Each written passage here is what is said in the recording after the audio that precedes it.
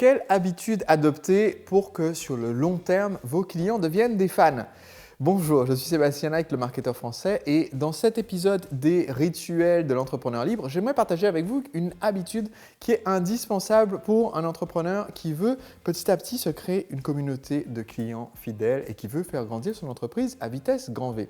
Cette habitude, c'est de créer du contenu gratuit, c'est-à-dire de donner, de partager de vos enseignements.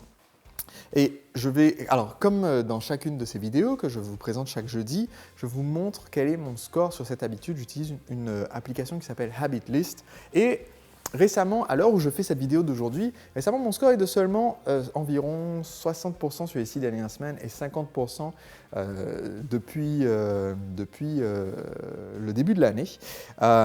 Mais vous allez me dire, mais oui, mais Sébastien, pourtant tu publies du contenu très régulièrement. C'est parce que la vidéo d'aujourd'hui, je l'ai filmée à l'avance. Je me suis installé pour filmer plusieurs vidéos d'avance. Et donc, mon objectif, c'est de pouvoir diffuser une vidéo par jour qui partage un des secrets que j'ai appris dans ma vie d'entrepreneur, soit via mes mentors, via mes lectures, via les tests marketing que j'effectue, via les experts que je rencontre.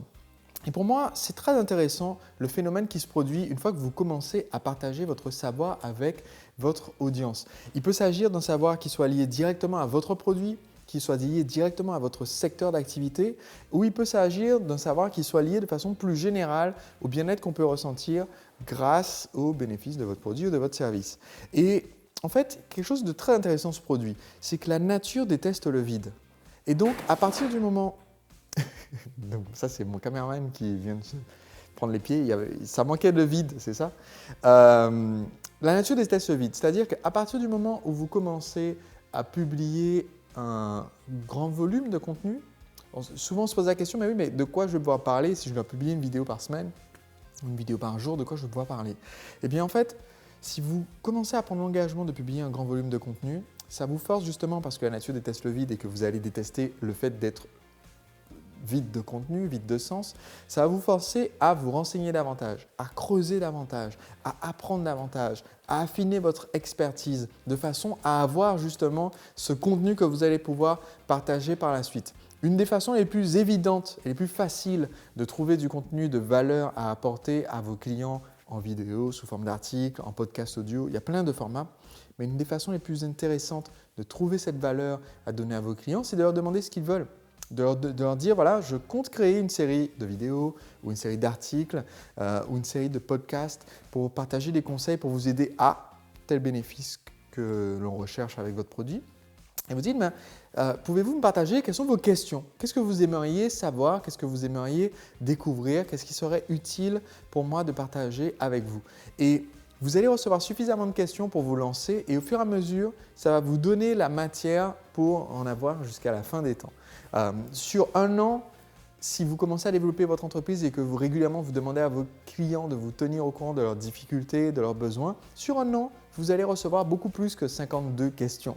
Probablement même plus que 365 questions. Donc, vous aurez du matériel, de la matière première sur laquelle travailler pendant très longtemps. Et vous pouvez toujours revenir sur les épisodes qui ont eu le plus de succès pour le contenu que vous avez déjà partagé. Donc, ne vous limitez pas. Vous seriez surpris de voir à quel point votre public sera ravi d'entendre davantage de conseils et de valeurs ajoutées de votre part.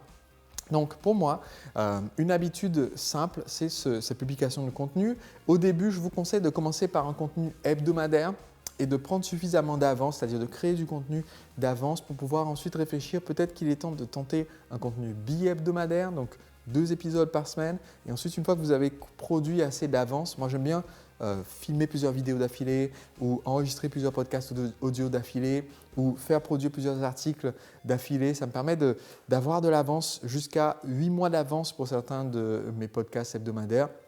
Et donc savoir que ok, ça c'est bon, on est sûr qu'on va tenir notre engagement de diffuser chaque semaine et donc on peut peut-être essayer d'augmenter la cadence en enregistrant une nouvelle série qui sera diffusée un autre jour de la semaine et ainsi de suite.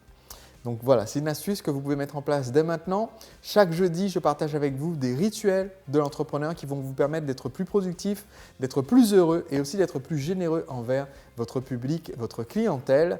Donc pour être abonné et recevoir la prochaine vidéo, tout ce que vous avez à faire, c'est de cliquer sur le bouton ci-dessous. Quand vous cliquez ci-dessous, je pourrai vous envoyer jeudi prochain à 19 h le prochain épisode. À très vite.